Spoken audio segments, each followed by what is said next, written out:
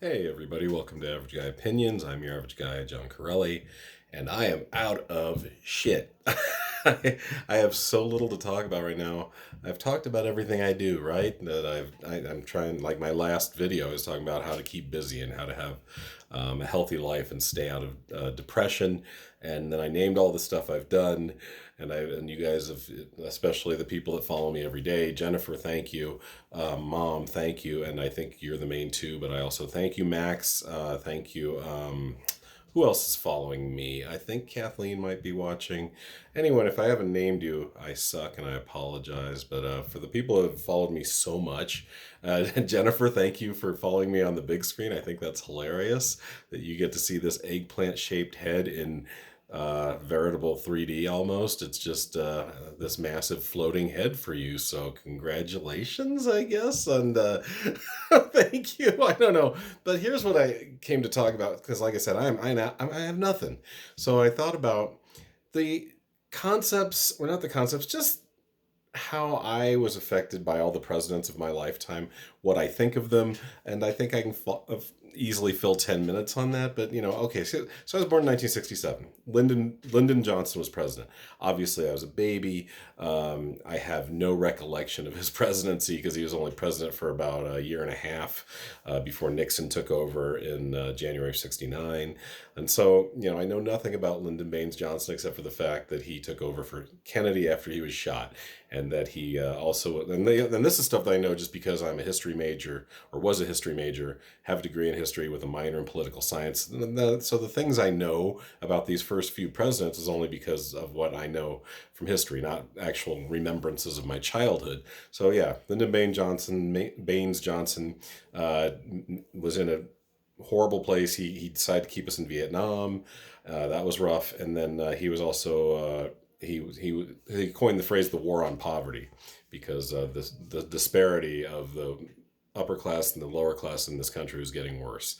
And he was trying to do things to help solve that. I believe welfare may have been increased under him or been changed for the better in some ways, but I honestly don't remember. But I think welfare programs did increase during the Lyndon Johnson years, which was from the 63 when he took over until the end of 68 when he lost the election to Nixon, I believe. Or no. Anyway, no, Goldwater, I think, lost to Nixon, I think. It doesn't matter. So then Richard Nixon took over. Nixon was in a rough spot as well. Every president's in a rough spot. Let's just put it that way, right? So Nixon came in the summer or the winter of 69, beginning of 69, had to deal with Vietnam as well.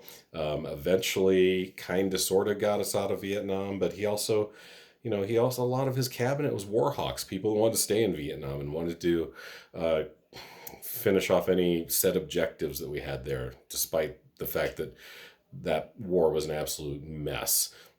Of course, as we know, Nixon is either the first or second. I think there may have been one other president impeached before Nixon. It may have been Andrew Jackson, but I'm not 100% sure on that. Of course, he was impeached for the Watergate scandal. Those of you who don't know, Watergate was Republican.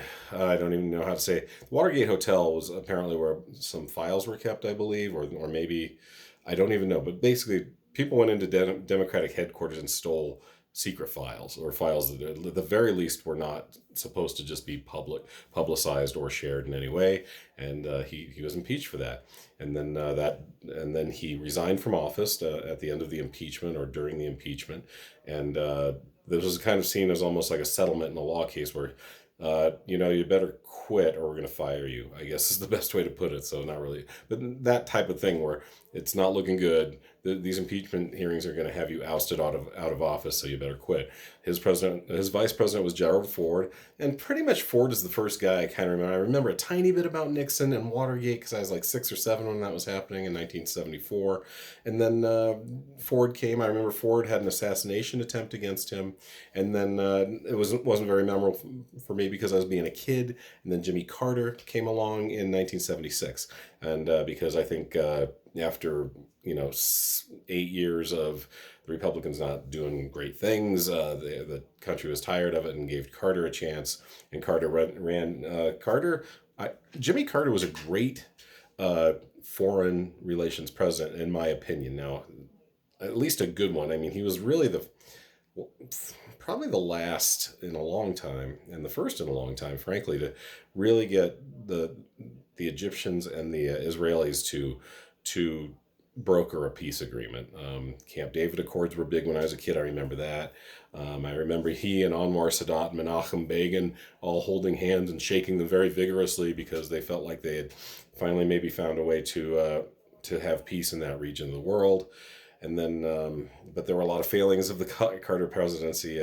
Can't really blame Jimmy Carter for an oil embargo. It really wasn't his fault. But that raised prices, and when you're the president, you're going to take the blame for that. The Middle East was really a big thorn in Jimmy Carter's side, and probably ultimately between that and the economy led to him not getting reelected in 1980.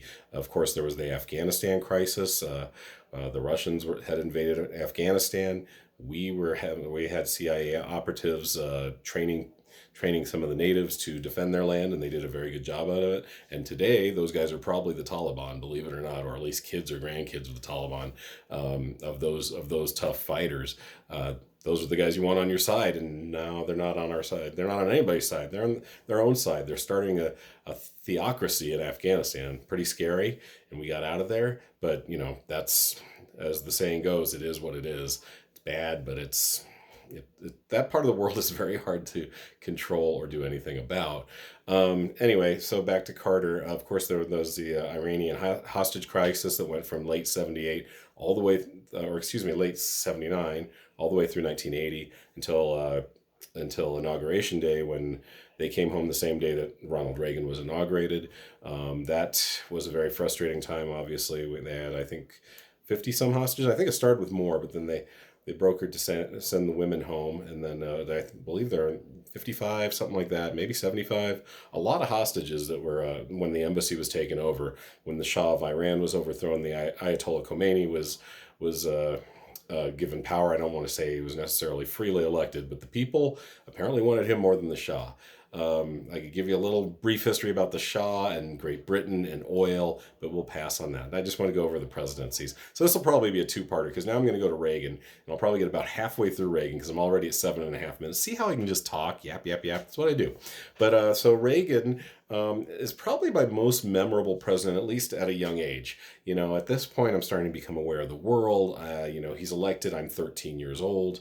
He gets shot early in his presidency, like I think it was spring break. It was of 1981. He was only like two months into his presidency, and why can't I think of his name? The guy that was nuts about Jodie Foster, John Hinckley Jr., something like that. John Hinckley shot him and almost killed him. Hit him near his lungs and heart, and that was crazy. And I think John Hinckley's still in some rehab or some sanitarium, for lack of a better term, to this day. Reagan presidency was marked by a lot of stuff. We were fearing a nuclear holocaust. I will say this: I think that the Democrats and Republicans worked a lot better then. It was a heavily Democratic House and Senate for the most part, for most of Reagan's 8 years. I think Reagan tried. I really do. I think he was somewhat at least equipped, having been governor of California before that. And honestly, we make fun of him that he was an actor, but hey, who better to give a speech than an actor, right?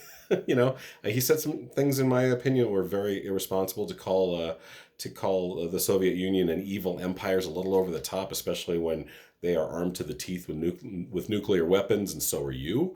Let's maybe be a little more diplomatic when dealing with the other superpower, in my opinion.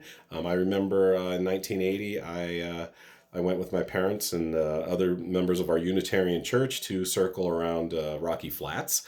Rocky Flats at the time was responsible for making triggers for nuclear weapons, and so we went and circled it. There were about 10,000 of us. I don't know if we got the circle complete, but I remember it was a pretty cool thing to do. And I also remember there were guys like going by in bullhorns, driving their cars, calling us commies and that we were wrong and stuff. It was an interesting time, but I was like 13 or 14. I think 13. I think it was 1980 that happened. So it was was pretty cool, and kind of marks the middle, or at least the beginning of the Reagan years, and I'll come back with a part 2 and try to finish this up. All right, thanks, you guys. Talk to you soon. Bye.